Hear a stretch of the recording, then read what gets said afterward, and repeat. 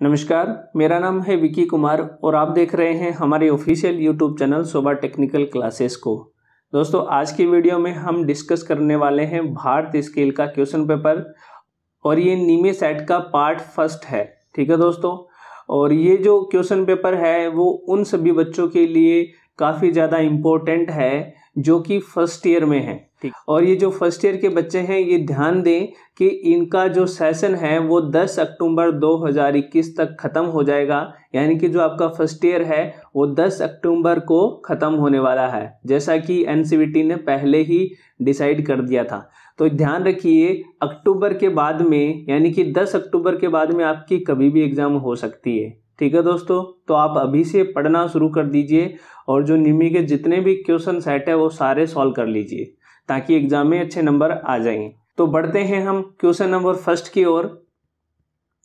Question number first है, which type of toe cap are used to avoid crashing of feet at the time of shifting equipment. Question में पूछा गया है उपकरणों की shifting के समय पैरों को कुचलने से बचाने के लिए किस प्रकार के अंगूठे का प्रयोग किया जाता है। चार ऑप्शन हमें दिए हुए हैं। पहला ऑप्शन है स्टील टो कैप, दूसरा ऑप्शन है प्लास्टिक टो कैप, तीसरा ऑप्शन है रबर टो कैप और फोर्थ ऑप्शन है लेदर टो कैप। ठीक है, तो इसमें कौन सा आंसर राइट होगा ये आपको बताना है। तो बच्चों, इसके लिए जो राइट आंसर होगा वो होगा option A steel toe cap. ठीक है, आपके जो पैर हैं उन पैरों को बचाने के लिए आपके जो सेफ्टी शूज होते हैं उसमें एक स्टील की टो डाली जाती है। ठीक है दोस्तों, तो इस क्वेश्चन के लिए जो सही आंसर होगा वो होगा ऑप्शन ए। अब मैं आपको बता देता हूं कि ये स्टील की टो आपको मिलेगी कहां पर। ठीक है दोस्तों, तो देखिए यहाँ पर एक सेफ्टी शूज दिया हुआ है। इस सेफ्टी शूज में ये जो आगे वाला हिस्सा है, ठीक है, आपने अक्सर देखा होगा कि जितने भी सेफ्टी शूज होते हैं उसमें ये इस तरीके का डिजाइन हमेशा उसमें लगा होता है। ये क्यों लगा होता है? क्योंकि इसके अंदर है एक स्टील की टो डाली जाती है। टो क्या करती है? हमारी जो उंगलियां हैं उनको सेफ रखने का काम करती है। यानी कि अगर कोई भारी वजन आपके पैरों पर गिरता है तो ये स्टील की टो है वो आपकी उंगलियों को सेफ रखने में मदद करती है। ठीक है दोस्तों, और जो सेफ्टी शूज होता है वो इलेक्ट्रिकल हजार्ड रेजिस्टेंस होता है, यानी कि इनसे इलेक्ट्रिकल शॉक नहीं लगता। इसीलिए कहा जाता है कि जब भी आप किसी वर्कशॉप में काम करो उस वक्त पे आपको सेफ्टी शूज पहनने चाहिए। आगे बढ़ते हैं क्वेश्चन 2 की ओर।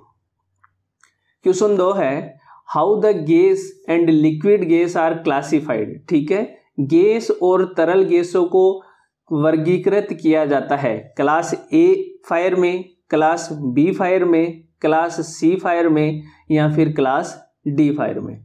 तो इस क्वेश्चन के लिए राइट आंसर होगा option C class C fire. जो गैस फायर है और जो एलपीजी फायर है वो कहाँ पर होती है? वो होती है क्लास सी में। क्लास सी में हम इसको कैटेगराइज करते हैं। अब हम थोड़ा समझ लेते हैं कि फायर क्या होती है, क्योंकि ये जो चैप्टर है इस चैप्टर से बहुत ज़्यादा मात्रा में क्वेश्चन पूछे जाते हैं और ये जो चैप्टर है ये आपको आईटीआई के एग्ज़ाम में भी काम आएगा और साथ ही साथ अगर आप कोई कंपटीशन की एग्ज़ाम देते हो आईटीआई के बिहाफ पर तो उस वक्त में भी इस वाले चैप्टर से काफ़ी ज़्यादा क्वेश्चन पूछे जाते हैं। इसीलिए हम इस चैप्टर को थोड़ा सा डिस्कस करेंगे। तो चलिए देखते हैं फायर क्या होती है। What is fire? आग होती क्या है? तो अगर हम फायर की डेफिनेशन देखें तो फायर की डेफिनेशन को हम इस प्रकार से कह सकते हैं कि fire is a chemical reaction of fuel, oxygen and sufficient heat. यानी कि अगर ऑक्सीजन, हीट और फ्यूल तीनों आपस में मिलते हैं तो ये क्या उत्पन्न कर देते हैं? आग उत्पन्न कर देते हैं। अब अगर आपसे पूछा जाए कि आग लगने के लिए किन किन चीज़ों की ज़रूरत पड़ती है तो क्या आंसर होगा? तो अब आपका आंसर होगा ऑक्सीजन, हीट और फ्यूल। अगर इनमें से कोई भी एक चीज़ हटा ली जाए तब आग नहीं लग सकती। अगर आप कहीं पर ऑक्सीजन और फ्यूल इकट्ठा कर दो और वहाँ अगर हीट नहीं है तब भी आग नहीं लगेगी, और अगर आपने कहीं पर ऑक्सीजन और हीट पैदा कर दी लेकिन वहाँ पे फ्यूल नहीं है तब भी वहाँ पर आग नहीं लगेगी। तो फायर के लिए ज़रूरी है कि वहाँ पर ऑक्सीजन भी हो, वहाँ पे हीट यानी कि ऊष्मा भी हो, और साथ ही साथ फ्यूल यानी कि ईंधन भी हो। ये तीनों चीज़ जहाँ पर मिलेगी वहाँ पर आग लगेगी। ठीक है दोस्तों, तो जैसा कि हमने डेफिनेशन में पढ़ा है, इसको हमने एक चित्र के माध्यम से प्रदर्शित किया है। यहाँ पर हमने फायर को दिखाया है और यहाँ पर हमने दिखाया कि एक केमिकल रिएक्शन है हीट, ऑक्सीजन और फ्यूल की। ये जब तीनों एक दूसरे से रिएक्शन करते हैं तो क्या उत्पन्न कर देते हैं? आग उत्पन्न कर देते हैं। अब देख लेते हैं कि आग कितने प्रकार की होती है। तो यहाँ पे हमारी हेडिंग है classification of fire on the base of Indian standard. हम जो बात करने जा रहे हैं, आग को डिफाइन करने जा रहे हैं या बांटने जा रहे हैं, तो हम किस स्टैंडर्ड के आधार पर बांटेंगे? तो यहाँ पर हम इंडियन स्टैंडर्ड के हिसाब से, ठीक है, यानी कि इंडिया में आग को कितने प्रकार से वर्गीकृत किया जाता है। तो दोस्तों इंडिया में आग को कुल 6 प्रकार से वर्गीकृत किया जाता है। Class A, class B, class C, class D, class E और क्लास एफ। यानी कि टोटल कितनी क्लास हो गई? टोटल 6 क्लास हो गई। अब देख लेते हैं कि ये क्लास ए फायर होती किस में है। तो जो क्लास ए की फायर है वो लकड़ी, प्लास्टिक, ठीक है, प्लास्टिक से बने हुए कोई सामान या अन्य कोई घास फूस होता है, उसमें लगने वाली आग को हम किस कैटेगरी में रखते हैं? क्लास ए में। अब बात करते हैं क्लास बी फायर। तो क्लास बी फायर कहाँ लगती है? फ्लेमेबल लिक्विड में, यानी कि जो ज्वलनशील द्रव्य पदार्थ होते हैं उसमें लगने वाली आग को हम किस क्लास में डिफाइन करेंगे? वो होगी क्लास बी की आग। जैसे गैसोलीन, गैसोलीन का मतलब होता है पेट्रोल, ठीक है, पेट्रोल की जो आग है वो किस प्रकार की आग होगी? क्लास बी की। ठीक है, ऐसे ही डीजल, डीजल भी किस में आएगा? क्लास बी में। अब बात करते हैं क्लास सी में किसको रखते हैं? तो जो भी ज्वलनशील गैसें होती हैं, ठीक है, जैसे नेचुरल गैस, आपके घरों में जो सिलेंडर में जो गैस भरी हुई है एलपीजी गैस, ठीक है, ये सब किसके उदाहरण हैं? ये क्लास सी के उदाहरण हैं। इनमें जो आग लगती है वो क्लास सी कैटेगरी में आती है। आगे बात करते हैं क्लास डी पर। तो क्लास डी में वो फायर आती है जो मेटल में लगती है, यानी कि कोई भी अगर ज्वलनशील मेटल है और उसमें अगर आग लगती है तो उसको हम किस श्रेणी की आग कहेंगे? तो वो होगी क्लास डी की आग। ठीक है, जैसे मैग्नीशियम, कहीं पर मैग्नीशियम जल रहा है तो वो किस कैटेगरी में आएगा? क्लास डी में। कहीं पर पोटेशियम जल रहा है तो वो किस में आएगा? क्लास डी में, क्योंकि ये पोटेशियम, टाइटेनियम, जिरकोनियम, मैग्नीशियम, ये क्या है? ये सभी ज्वलनशील यानी कि जलने वाली धातुएं हैं। आगे बात करते हैं क्लास ई फायर। क्लास ई फायर में आता है इलेक्ट्रिकल इक्विपमेंट में लगने वाली आग, यानी कि आपके घरों में जितने भी बिजली से चलने वाले उपकरण हैं उनमें जो आग लगती है उस आग को हम किस श्रेणी में विभाजित करते हैं? तो वो होती है क्लास ई फायर। अब बात करते हैं क्लास एफ फायर। तो क्लास एफ फायर कहाँ लगती है? तो ये लगती है कुकिंग ऑयल में। जो आपके घरों में जो आप ऑयल यूज करते हो, अगर उसमें आग लग जाती है तो वो किस कैटेगरी की आग होगी? वो होगी क्लास एफ की। कई बार आपने देखा होगा कि आप बहुत गर्म तेल के अंदर कुछ डाल देते हैं, कुछ सब्जी या कुछ मसाला डाल देते हैं तो उस वक्त पे आग लग जाती है। तो वो आग कौन सी कैटेगरी की आग होगी? तो वो होगी क्लास एफ टाइप की आग। और ये जितने भी क्लासिफिकेशन देखे हैं ये हमने किस में देखे हैं? ये हमने इंडियन स्टैंडर्ड में देखे हैं, यानी कि भारत में आग को कितने प्रकार से बांटा गया है।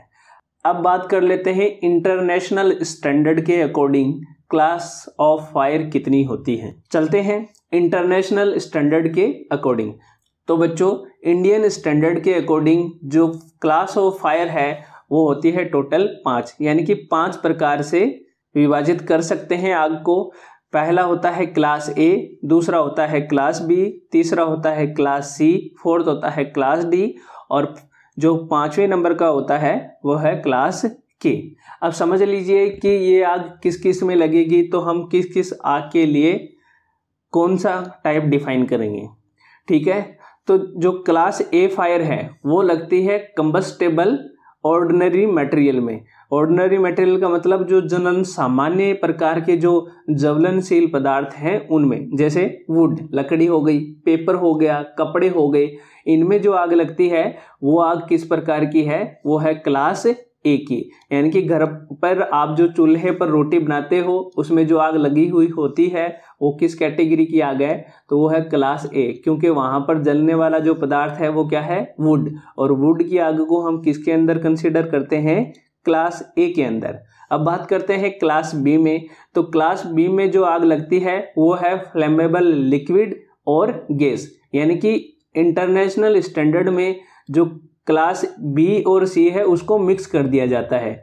इसमें हम ज्वलनशील द्रव्य और ज्वलनशील गैसें दोनों कंसीडर कर लेते हैं। यानी कि अगर आप पेट्रोल में आग लगती है या फिर डीजल में आग लगती है या किसी कहीं पर एलपीजी में आग लग जाती है तो वो आग किसके अंदर डिफाइन करेंगे, तो वो डिफाइन करेंगे क्लास बी फायर में। आगे बात करते हैं क्लास सी फायर में। तो क्लास सी फायर में होती है जो इलेक्ट्रिकल इक्विपमेंट होते हैं उनमें लगने वाली आग किसके अंतर्गत आती है, क्लास सी में। ठीक है, जैसे कोई मोटर है उसमें आग लग गई, कोई वायर जल गए हैं उसमें आग लग गई, ट्रांसफॉर्मर में आग लग गई। आपने ऐसा तो कई बार देखा होगा कि ट्रांसफॉर्मर में एकदम से ही जलने लगा है, तो वो किस टाइप की आग है, वो क्लास सी की आग है। और ये सब पढ़ रहे हैं हम किस स्टैंडर्ड के अकॉर्डिंग, इंटरनेशनल स्टैंडर्ड के अकॉर्डिंग।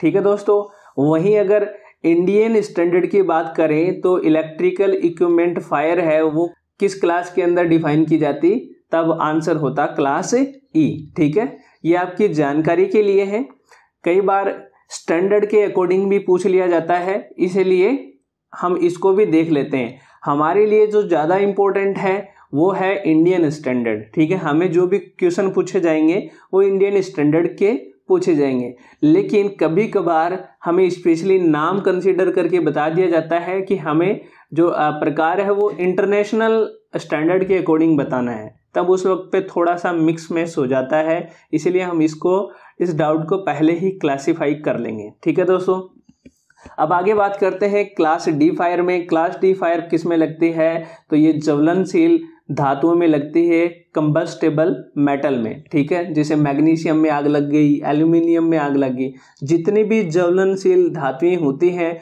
उनमें लगने वाली आग को क्लास डी में डिफाइन किया जाता है। क्लास के की बात करें तो क्लास के में आती है कुकिंग ऑयल में लगने वाली आग। ठीक है दोस्तों, जैसे आपके घरों में जो कुकिंग ऑयल यूज किया जाता है उसमें जो लगने वाली आग है उसको हम क्लास के अंदर डिफाइन करते हैं एज पर इंटरनेशनल स्टैंडर्ड। ठीक है दोस्तों, और क्लास के फायर को हम अन्य नाम से भी जानते हैं, इसको बोलते हैं किचन फायर। इसको भी आप ध्यान रखिए, किचन फायर। कई बार थोड़ा सा कंफ्यूज करने के लिए पूछ लिया जाता है which type of class also known as a kitchen fire, तब आपका सही आंसर होगा क्लास के फायर। अब जब हमने फायर की बात कर ली, फायर को जान लिया, तो हम ये भी देख लेते हैं कि इन फायर को हम बुझाने के लिए कौन कौन से फायर एक्सटिंग्विशर का उपयोग करेंगे। तो बढ़ते हैं फायर एक्सटिंग्विशर की तरफ। पहले समझ लीजिए कि फायर एक्सटिंग्विशर होता क्या है। फायर एक्सटिंग्विशर ऐसा इक्विपमेंट होता है जिसका उपयोग हम आग को बुझाने के लिए करते हैं, और फायर एक्सटिंग्विशर है वो कई प्रकार के होते हैं। हम देखते हैं यहाँ पर स्पेशली हम 4 प्रकार के फायर एक्सटिंग्विशर पर ही चर्चा करेंगे, जिसमें से पहला है dry powder type. Dry powder type का जो फायर एक्सटिंग्विशर है उसका उपयोग हम कहाँ कहाँ कर सकते हैं, इसका उपयोग हम क्लास ए में कर सकते हैं, क्लास बी में कर सकते हैं, क्लास सी में कर सकते हैं, और जो इलेक्ट्रिकल फायर होती है इसमें भी हम ड्राई पाउडर का उपयोग कर सकते हैं। ठीक है दोस्तों, बात करते हैं फोम टाइप एक्सटिंग्विशर का। तो फोम टाइप फायर एक्सटिंग्विशर का उपयोग हम करते हैं क्लास ए के अंदर और क्लास बी के अंदर। इन दो के अंदर हम किसका उपयोग करते हैं, फोम टाइप फायर एक्सटिंग्विशर का।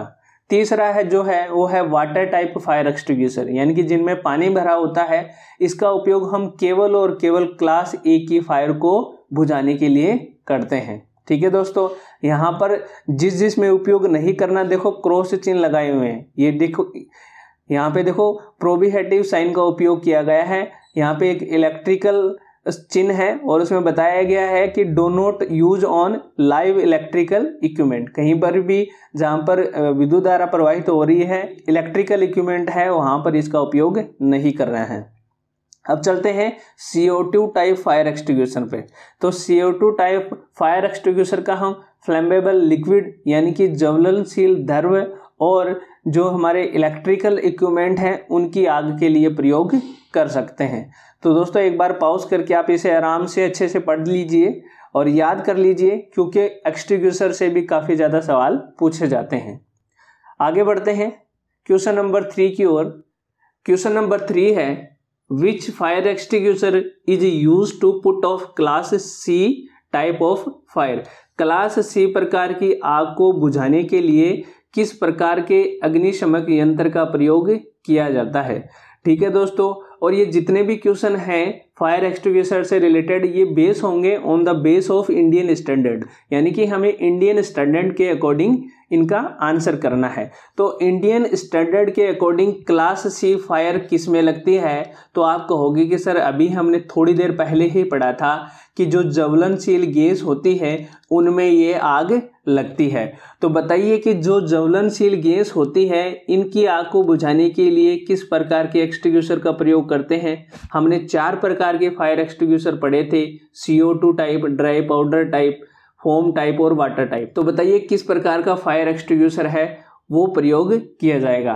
तो आप कहोगे कि सर हमने थोड़ी देर पहले ही ये पढ़ा है कि जो क्लास C की फायर है वो किस में लगती है, गैस में, और गैस की जो फायर है उसको बुझाने के लिए हम dry powder type fire extinguisher का प्रयोग करते हैं। तो इसके लिए सही आंसर कौन सा होगा, option C, dry powder type. आगे बढ़ते हैं नेक्स्ट क्वेश्चन पर। क्वेश्चन नंबर 4 है, which fire extinguisher is use to put off class A of fire. Class A प्रकार की आग को बुझाने के लिए किस प्रकार के अग्निशमक यंत्र का प्रयोग किया जाता है। क्या फोम टाइप किया जाता है, पानी की तेज धार का प्रयोग किया जाता है, क्या ड्राई पाउडर का उपयोग किया जाता है, क्या कार्बन डाइऑक्साइड का प्रयोग किया जाता है। तो हमने पीछे देखा था कि जो क्लास A की फायर है इसके लिए जो सबसे अच्छा फायर एक्सटिंग्विशर है वो है वाटर टाइप। ठीक है, तो इस क्वेश्चन के लिए राइट आंसर होगा option B, jet of water, या पानी की जेट, मतलब जेट का मतलब है धार। ठीक है, पानी की तेज धार अगर हम क्लास A फायर पर गिराते हैं तो वो आग बुझ जाती है। आगे बढ़ते हैं नेक्स्ट क्वेश्चन पर। क्वेश्चन नंबर 5 है, what is the shape of mandatory sign. जो अनिवार्य संकेत होते हैं इनका आकार किस प्रकार का होता है। तो इस क्वेश्चन के लिए सही आंसर होगा ऑप्शन B, सर्कुलर, या हम कह सकते हैं गोलाकार। ठीक है दोस्तों, आगे बढ़ते हैं क्वेश्चन नंबर 6 की ओर। क्वेश्चन नंबर 6 है, which method is used for blanking with foam to extinguish the fire. आग बुझाने के लिए फोम के साथ कंबलिंग के लिए किस विधि का उपयोग किया जाता है। तो बच्चों, कंबलिंग के लिए जिस विधि का हम प्रयोग करते हैं उसको कहते हैं हम स्मूदरिंग। अब स्मूदरिंग का मतलब समझ लीजिए कि स्मूदरिंग होती क्या है। स्मूदरिंग का मतलब है तापमान को कम करना। ये एक प्रोसेस है और इस प्रोसेस में हम क्या करते हैं, जहां पर भी फायर है, यानी कि मान लो कि एक टैंक है और इस टैंक के अंदर क्या भरा हुआ है, पेट्रोल भरा हुआ है, और इसमें आग लग गई, तो हम क्या करते हैं, कंबलिंग के अंदर क्या करते हैं, हम स्मूदरिंग टेक्निक का उपयोग करते हैं। स्मूदरिंग का मतलब क्या होगा, यानी कि हम क्या करेंगे, क्योंकि इसके अंदर आग लगी हुई है और आग लगने से क्या है, ये जो पात्र है इस पात्र का क्या है, तापमान धीरे धीरे बढ़ रहा है, और आपको पता है कि अगर तापमान बढ़ा तो आग कंटिन्यू रहेगी। तो हम क्या करते हैं, इसके ऊपर ये जो बर्तन है इस बर्तन पर ठंडे पानी की धार गिराते हैं। ठीक है, तो इससे होगा क्या, इसका जो तापमान है वो कम हो जाएगा, और तापमान कम होने से आग है वो बुझने में जल्दी आएगी। तो इसके लिए जो मेथड उपयोग करते हैं उस मेथड का नाम है स्मूदरिंग। ठीक है दोस्तों, याद रखेंगे, काफी महत्वपूर्ण है और ये पूछे जाने की ज्यादा संभावना है, खास करके इंडस्ट्रियल पर्पज से ये जो पॉइंट है स्मूदरिंग, इसका उपयोग काफी ज्यादा किया जाता है। आगे बढ़ते हैं, तो यहाँ पर हमें सेफ्टी साइंस के ऊपर क्वेश्चन पूछा गया है। तो ये जो चैप्टर है ये भी काफ़ी ज़्यादा महत्वपूर्ण है और इससे भी काफ़ी ज़्यादा सवाल पूछे जाते हैं, इसलिए हम इस पॉइंट को भी थोड़ा डिस्कस करेंगे। तो बढ़ते हैं सेफ्टी साइन की ओर। ठीक है, हिंदी में इसे हम कहते हैं सुरक्षा चिन्ह। सुरक्षा चिन्हों की अगर हम बात करें तो सुरक्षा चिन्ह कुल 4 प्रकार के होते हैं। 4 प्रकार से हम इसको डिवाइड कर सकते हैं। तो देखते हैं कौन कौन से होते हैं। तो इसमें पहला है निषेधात्मक चिन्ह, जिसको इंग्लिश में बोलते हैं प्रोहिबिटिव साइन। तो प्रोहिबिटिव साइन से हमें क्या पता चलता है ये देख लेते हैं।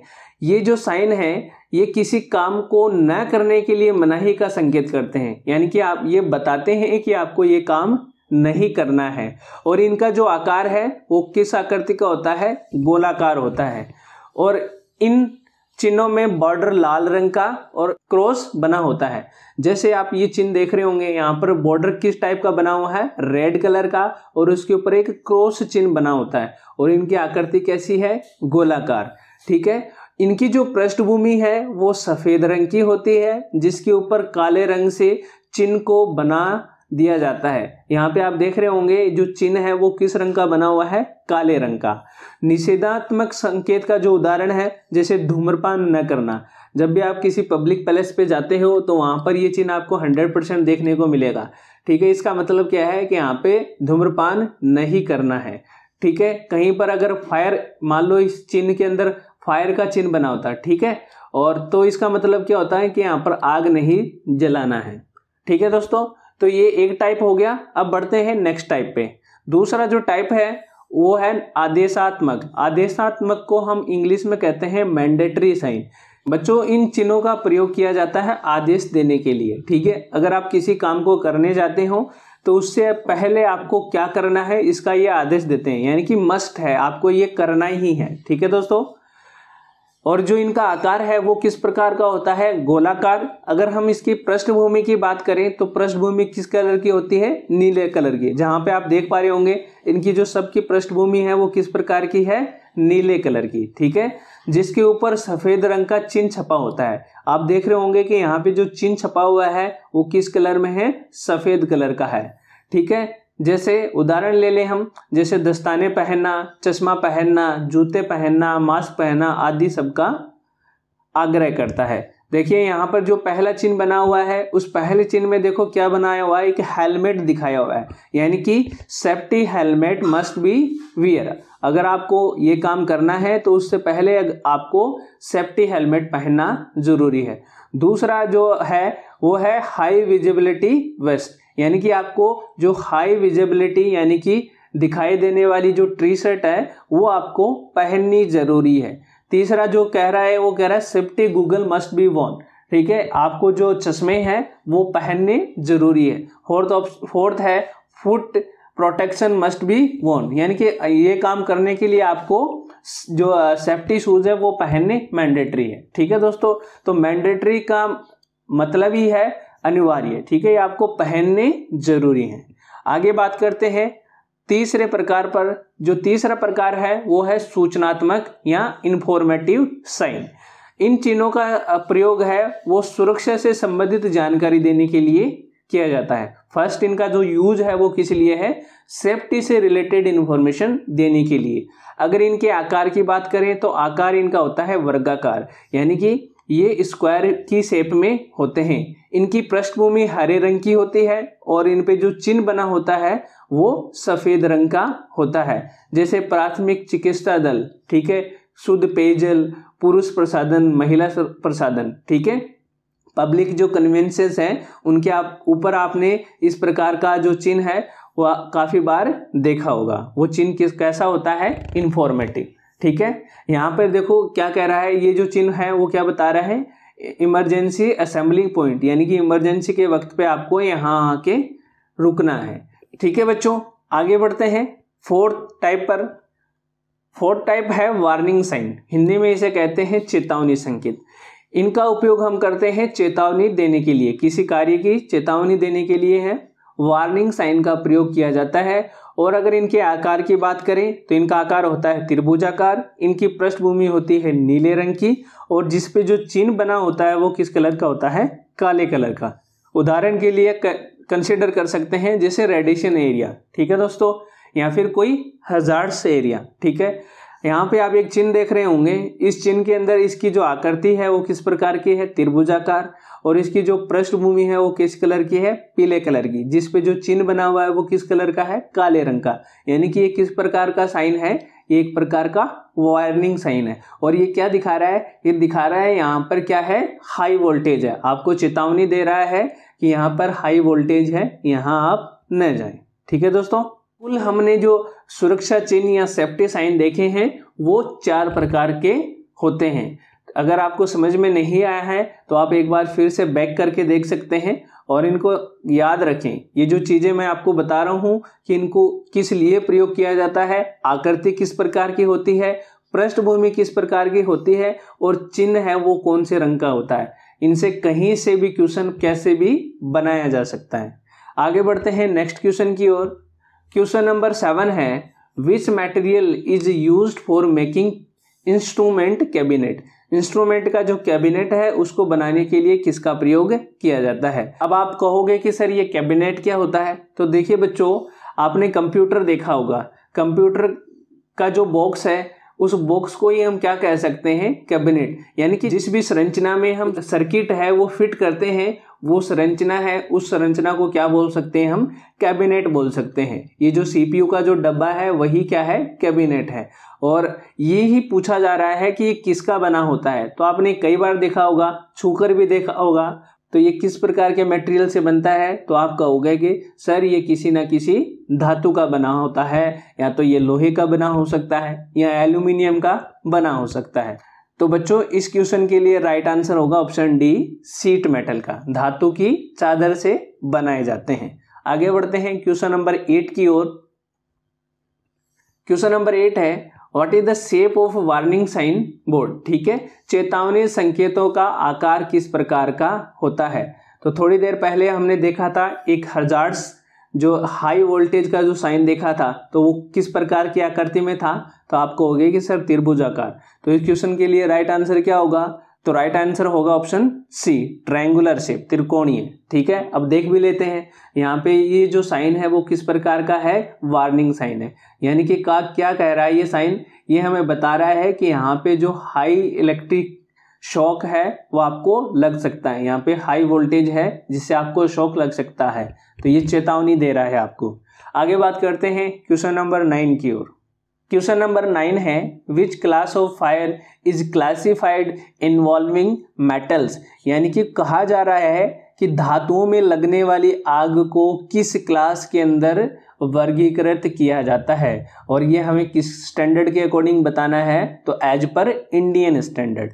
तो मेटल फायर को हम किस कैटेगरी में डिफाइन करते हैं या किस क्लास में डिफाइन करते हैं, हमने थोड़ी देर पहले ही पढ़ा था कि सर हम इसे क्लास डी में डिफाइन करते हैं। तो इस क्वेश्चन के लिए राइट आंसर क्या होना चाहिए, तो इस क्वेश्चन के लिए राइट आंसर होगा option D, class D fire. ठीक है बच्चों, आगे बात करते हैं क्वेश्चन नंबर 10 की ओर। क्वेश्चन नंबर 10 है, which step is followed for treating a person from electrical shock. बिजली के झटके से किसी व्यक्ति के इलाज के लिए किस कदम का अनुसरण किया जाना चाहिए। यानी कि अगर कोई व्यक्ति है जिसको इलेक्ट्रिकल शॉक लग गया है, तब हमें उसका जो ट्रीटमेंट है करने के लिए कौन सा जो प्रोसेस है वो करना चाहिए। ऑप्शन में हमें दिए गए हैं कि हमें उसको पानी दे देना चाहिए। दूसरा ऑप्शन है कीप द विक्टिम कोल्ड, व्यक्ति को ठंडा करने की कोशिश करनी चाहिए। तीसरा ऑप्शन है cover the victim with a coat, यानी कि व्यक्ति को, पीड़ित व्यक्ति को हमें किसी चादर वगैरह से ढक देना चाहिए। और फोर्थ ऑप्शन है move the victim to a ventilated place, पीड़ित व्यक्ति को एक हवादार जगह पर ले जाएं। तो बच्चों याद रखें, जब भी अगर कोई व्यक्ति किसी इलेक्ट्रिकल शॉक से ग्रसित हो या उसको इलेक्ट्रिकल शॉक लग जाए, तो सबसे पहला जो आपका काम है वो है जो पावर सप्लाई है उसको आपूर्ति को काटना, यानी कि पावर सप्लाई को ऑफ करना। और उसके बाद में आपको क्या करना है, उस व्यक्ति को वहां से उठाकर ऐसी जगह लेकर जाना है जहां पर हवा या वेंटिलेशन अच्छी तरीके से हो, हवा वहां पे अच्छी तरीके से मौजूद हो, और उसके आसपास किसी प्रकार की भीड़ को इकट्ठा नहीं करना है। तो बच्चों इस क्वेश्चन के लिए राइट आंसर होगा option D, move the victim to a ventilated place, यानी कि पीड़ित व्यक्ति को हवादार जगह पर लेकर जाएं। तो बच्चों इस क्वेश्चन पेपर में हमने 10 क्वेश्चन है वो कंप्लीट कर लिए हैं। इससे जो नेक्स्ट वाली सीरीज है इसमें हम पार्ट 2 डिस्कस करेंगे और पार्ट 2 में हम क्वेश्चन नंबर 11 से लेकर 20 तक डिस्कस करेंगे। लेकिन इससे पहले आपको एक क्वेश्चन ऑफ द डे का आंसर देना है। क्वेश्चन ऑफ द डे है, आग बुझाते समय अग्निशमक यंत्र का प्रयोग करने से पूर्व किस बात का ध्यान रखा जाना चाहिए। इस क्वेश्चन का आपको आंसर कमेंट बॉक्स में देना है और जो भी सही आंसर देगा, सबसे सटीक आंसर देगा, उसका जो नाम है वो नेक्स्ट वाली वीडियो में लिया जाएगा। और अगर आप नहीं बता पाते हो तो इस क्वेश्चन का आंसर मैं नेक्स्ट वाले वीडियो में डिस्कस करूंगा। तो बच्चों आपको आज का सेशन कैसा लगा हमें कमेंट करें, और अगर वीडियो अच्छा लगा है और अगर आप चैनल पे नए हो तो चैनल को लाइक कर दें, शेयर कर दें और सब्सक्राइब कर दें। जिन भी बच्चों को इस प्रकार के क्वेश्चंस की ज़रूरत है, यानी कि वो भी ITI से बिलोंग करते हैं, तो उन्हें भी आप ये क्वेश्चन पेपर है वो फॉरवर्ड कर सकते हैं। तो बच्चों मिलते हैं नेक्स्ट वाले वीडियो में, तब तक के लिए जय हिंद जय भारत।